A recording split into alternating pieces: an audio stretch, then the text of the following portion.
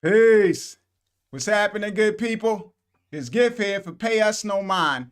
And let's talk about YouTube and their changes to their policy on profanity and whether these changes are any better than the previous changes, because it's a new change. Initially, they said that they were going to not allow you to monetize your videos if you had cuss words in the first 7 to 8 seconds or excessively throughout the video.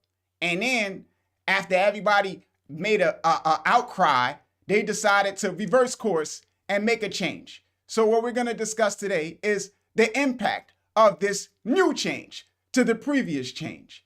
But before we get into that, we are going to have a message from my sponsor, because we got to pay some bills, y'all. And I'm going to check the system, make sure we're good to go before we dive into this topic. All right, y'all. Did you know that distribution through CD Baby is now just $9.99?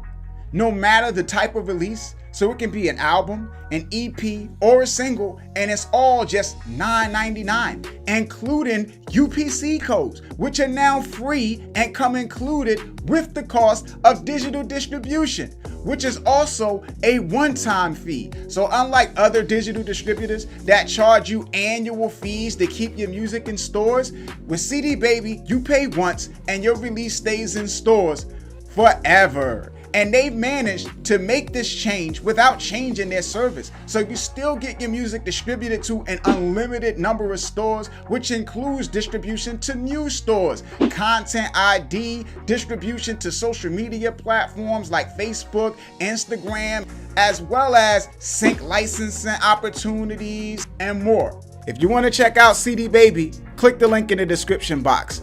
Get a 50% discount through Pay Us No Mind.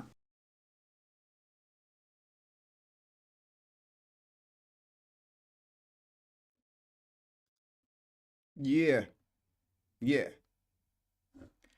Now we back. And I mean, the interesting aspect of this for me is whether we really believe what YouTube got to say about this stuff.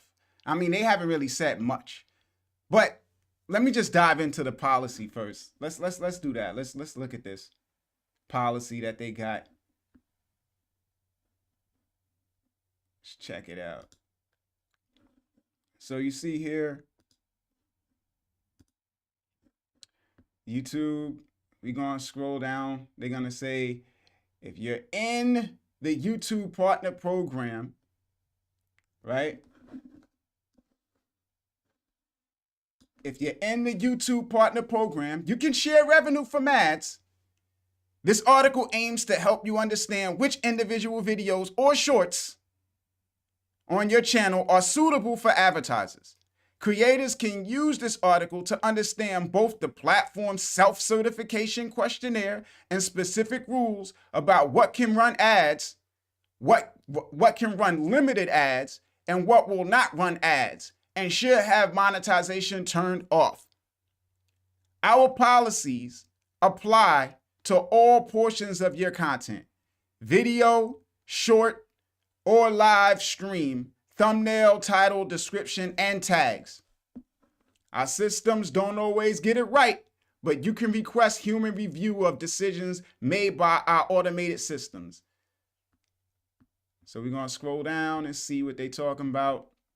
What you'll find in this article, you'll find examples of content not suitable for ads and what will result in a limited or no ads monetization state. So let's get to the nitty gritty, all right? Inappropriate language. Inappropriate language. Content that contains profanity or vulgarity at the start or throughout the majority of the video may not be suitable for advertising. Occasional use of profanity, such as in music videos, backing tracks, intro/outro music, or music played in the background won't, keyword here, necessarily result in your video being unsuitable for advertising. I see a few weasel words in here.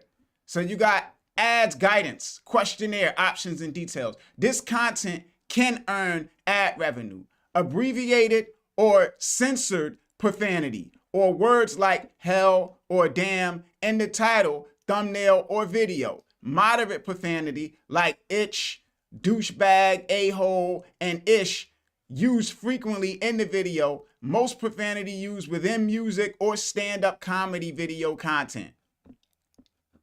So they're saying F-bombs, stuff like that is going to get you in trouble. But the less extreme stuff, or things that they deem less extreme, they're going to give a pass to.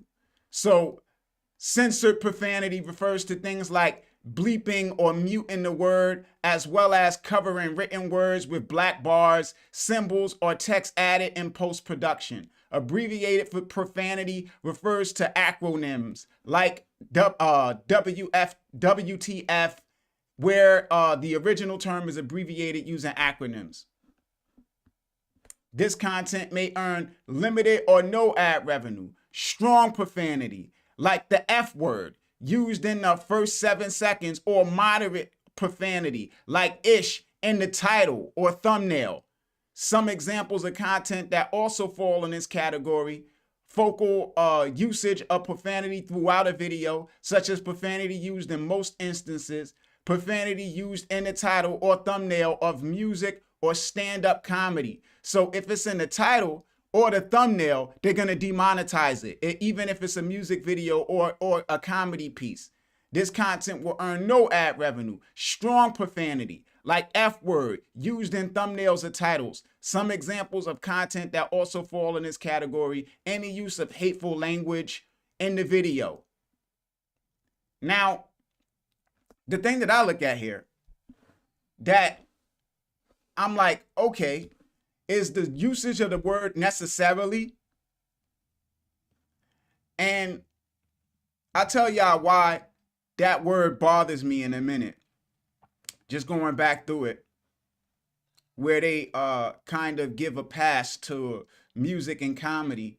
So they're saying abbreviated or censored profanity, or words like hell or damn in the title, thumbnail, or video. Moderate profanity, like the B word or douchebag or a-hole or ish, used frequently in the video. Most profanity used within music or stand-up comedy video content. So, I mean, it's not so much giving the pass to music. It's just saying, okay, well, if it's moderate, what they identify as moderate usage. So, I mean, the aspect of this where they're like, not necessarily, because what necessarily means to me is selective enforcement. That's what that kind of implies to me. It implies selective enforcement, meaning if it's Jay-Z, it's moderate. If it's you or me, it's excessive. Because how do you determine excessive usage of a cuss word? What's is it 5 times? Is it 6? Is it 3? What's the barometer? You know, like, what's the cap? So it's like, if you think about television, TV with the FCC and stuff, anybody that goes on a morning show can't drop the F-bomb. It's just a no. Point blank, period. It don't matter what you're going on there to do. So you could be talking about the medical field. You could be talking about anything. You could be doing a song. You could be doing a stand-up comedy routine. You just can't do it. So for YouTube to say, all right, well, we're going to demonetize content on the platform, but with the exception of some instances of comedy and music, seems strange. So it's like, what's the real point of this? Like, do we really think that YouTube is doing this for the sake of viewers? Are they doing it for the sake of advertisers who already advertise on far more deplorable content than anything where people are cursing on YouTube. So it's like, first off, give me a cap emoji if you think YouTube is capping when they with this whole policy and trying to make it seem as if it's about anything other than something suspect. You know? And I'm a go in on how I feel about what it is they're doing and why I think they're doing it. So it's like, why I think YouTube is making this move is competition for the top performing creators. So it's like right now you have Facebook getting into this whole thing with content monetization for creators, where they're opening up content ID and allowing people to use songs and split revenue, and allowing people to like monetize their Facebook pages when they're doing this type of content, you know, and even music too. You just gotta apply. Twitter is getting in the content monetization game. You got TikTok, you got Twitch. People have all of these different options. So as creators, you look and you say, okay, well, if I'm not making a lot of money on YouTube, can I make more on Twitch? Can I make more on Facebook? Can I make more on some of these other platforms popping up? So YouTube is in a position where they got to start making sure that the creators that they have that are bringing most of the traffic to the platform are getting paid, because if they don't, then those creators will start looking elsewhere to get paid. So that's where they're kind of like, okay, well, how do we make sure that the people who we need to make money make money? So the whole thing with how monetization works on these platforms is it's a market share system. Even though YouTube pays us a percentage of revenue for every view, like, or every ad view, whenever somebody watches a video and it generates an ad, that revenue gets split between us and YouTube. We get 55%, they get 45%. But the money that that person is spending to advertise their content gets split between all YouTube creators. So it's like when I'm running an ad for an artist, we set a budget. We say, okay, well, we want to spend $100 advertising on YouTube. And then YouTube is going to say, okay, well, how much do you want to spend per view? And we say we want to spend a penny per view. Now, every time that video runs on somebody else's video content, is going to charge us a penny. And that penny is going to get split between the person that uploaded that video and YouTube, right? So our ad runs on your video. YouTube splits that penny with you, where they take 45% and they give you 55%. Now, 100% of our ad views are not going to come from you. Some of them might run on your videos. Some of them might run on my videos. Some of them might run on another person's videos. So if it takes 100 different YouTube creators' videos to generate to basically exhaust the budget that we set up, then that $100 gets split between all of those video creators. So they all split that $100 based on how many times our ad appeared on their content. So if our ad ran on their content once, then they get a penny. If it ran on their content twice, then they get 2 cents. And that's the way that the revenue kind of breaks down. So if you got a lot of people uploading video content to YouTube, then the ad revenue is getting split between more people. And that results in people who are at the top getting less money, because it's getting split between more people, right? So you got a pie, you got 8 people, 8 slices, everybody gets a slice. You got 16 people, 8 slices, everybody get half a slice. The more people in that party, the smaller the slices get. So they start trying to figure out ways to get people out of the party. So the people that they want in the party can get a bigger slice of the pie. So this isn't the first thing that they tried. The whole thing with monetization, the monetization threshold in the first place, I feel like was aimed at that. coming in out of nowhere saying, oh, well, we want to prevent terroristic content and stuff like that. So we're going to do that by imposing a threshold of 1,000 subscribers and 4,000 hours watched. How is that supposed to stop terrorists from uploading videos to YouTube? You know what I'm saying? Like, come on, right?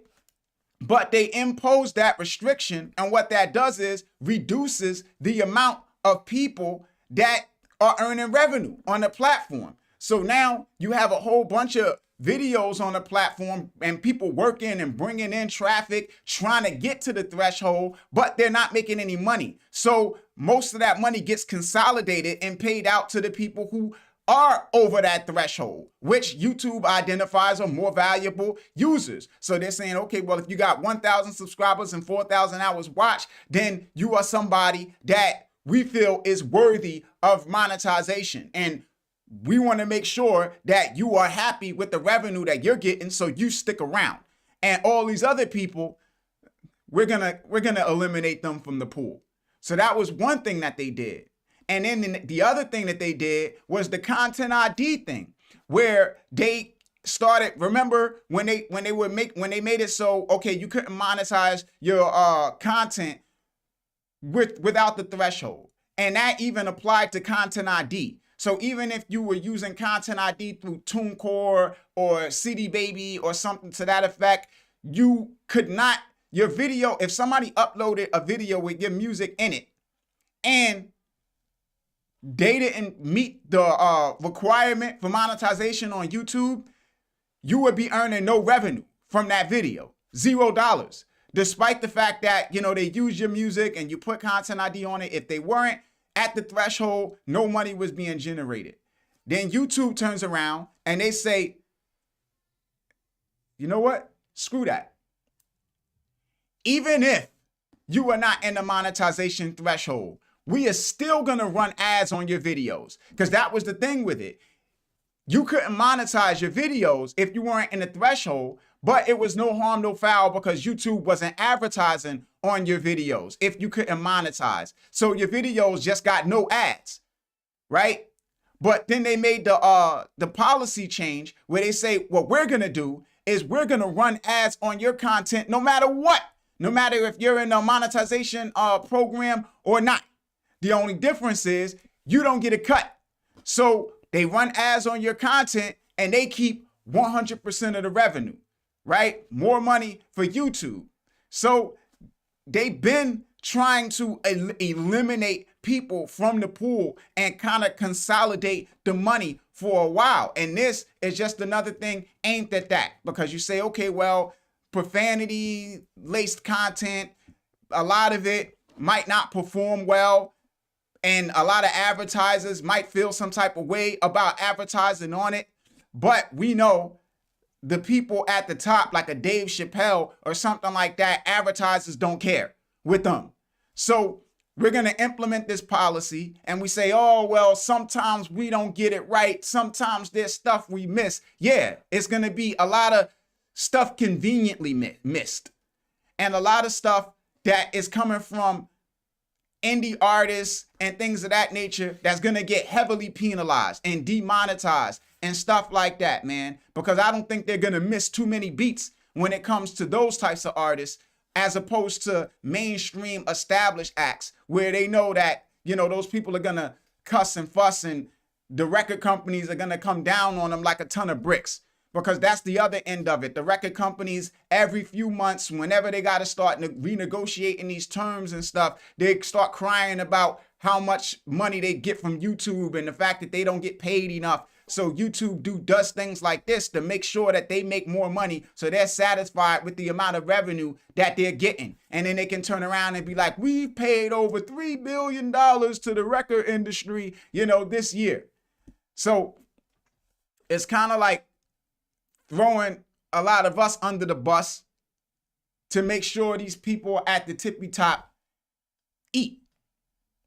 And I mean, for like the past few streams, I just been talking about just artists kind of like building their own thing and starting to focus on still utilizing these platforms and leveraging them for what they're good for, but at the same time having a foot out and a foot in, where you kind of got your own ecosystem and bringing people into your own ecosystem and focusing on that and developing that and cultivating your own audience and things of that nature, as opposed to being dependent on these platforms and what they bring to you and what they do for you and all of this different type of stuff. Because they ain't our friend. They ain't about us, man. They about their bottom line at the end of the day. You know, they about their bottom line and making as much money as they possibly can and satisfying the people that help them make as much money as they possibly can. That's what they about. They ain't about us. So it's like, yeah, man. I mean, there's another thing that I wanted to discuss, and that is Spotify's discovery mode thing that they just announced, man. And I'm probably going to talk about that more tomorrow. Maybe not today. All right. But yeah, man, that's another interesting thing, which is like another, in a way, kind of like a union busting measure that they're taking. A lot of stuff that I've been coming across lately, man, even from the standpoint, like I've been having artists, interestingly, reach out to me and ask me to review contracts. Now, I'm not a lawyer, so I can't legally give people advice, like legal advice. But what I can do is like assess an opportunity and help them determine whether it's a scam. You know, it's like with a lawyer, I think it's more like legalities. Is this legal? Right? What do these legal terms mean? You know, but I think when artists come to me and ask me to look something over, they're trying to like assess whether is this a bad offer? And that's traditionally something like a manager would help with, negotiating and kind of like looking over those types of things and deciding, okay, you know, but the bottom line is a lot of these deals are horrible. You got a lot of what's happening in this industry right now. You got a lot of record companies, major record companies masquerading as like independent distributors and stuff like that. Stepping in and offering artists like BS deals to try to like effectively steal their music. To say, okay, well, we're going to give you a few $1,000s or something like that up front, or maybe even a few $100s, and exchange for like buying out the rights to this one song, and then trying to make it sound good. Like, we just want this one song. Like, you still keep the rights to all of your other songs. You still all of this different type of stuff to try to make the artist feel like they're not really giving anything away. And in the end, they raking them over the coals, you know, like they're taking. It's such a scam, man. And I told y'all before about a lot of these new digital distributors popping up and the terms that they have where it's like they tying you up and locking you into these long-term things, man, you know. And I mean, I updated the guide to digital distribution thing too, and I'm moving everything to a website, payusnomind.com. I'm updating all of that stuff. I'm getting the website up. Also, I told y'all about the program that I had where I was working with artists in a management capacity. Like some of these artists that reached out to me, they're not in that program. I just helped them out, you know, but that program is like management. Now, I am not a whole team. It's just me. So I can't take on but so much. And that was more like for like people have to apply, listen to the music and stuff like that. So I create something else that just allows me to work with artists and have like a more communal type of thing. So this new thing is like live group chats. Like this is a live stream and you guys chat in a chat room and ask questions, but it's not a conversation. So it's like nobody can talk to me and say nothing or chime in and add their thoughts and their opinions and their expertise and their experience, because it's like, I don't know everything. You know, I know what I know and I can help guide a situation or answer a few questions, but there's other people that have experiences. Like even when it comes to things like digital distribution, I can talk about all of the different aspects of a digital distributor and what they offer is and everything like that. But somebody that uses them, they have the experience of using them to say, hey, I had a problem and I reached out to them to fix it, and here's what the customer service is like. You know, so that's something that those people have. Now, they might not know all of the particulars of what the terms of agreement says and all of this different type of stuff, but they can tell you what it's like to use it. So it's like everybody has experiences that are valuable. So it's like bringing everybody into one space where everybody can share their knowledge and share their opinions and get questions answered and get support from me as well as contributing. You know, that's something that I felt like was a good thing. So here's what I created. Let me pull it up. Yeah. So you see this here. 1 minute. Where it's like the Pay Us No Mind Music Club is a lifetime. And that's the other thing, right? Like, this is not a subscription, because I'm not a fan of subscriptions. I know how it is a lot of times, man, where people be in a financial bind and don't know, you know, whether they're going to have as much as a lot of people would chuck and be like, oh, you know, that's sad. But a lot of people are in funny positions where they don't know if they're going to have $10 at the end of the month. And that is like, that's just real.